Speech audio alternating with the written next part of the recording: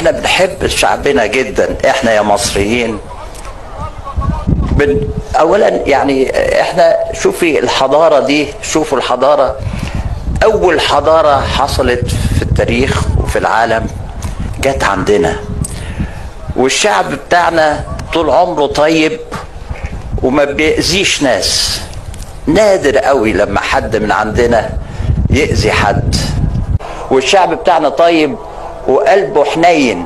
احنا عندنا نكت في العالم، الناس بتوعنا لزاز، غلبانين غلابة لكن لزاز، بيحبوا الضحك ويحبوا النكت ويحبوا. انا بحبهم بشكل غريب خالص، يعني مش غريب، لان ده البلد بتاعتي والشعب بتاعي.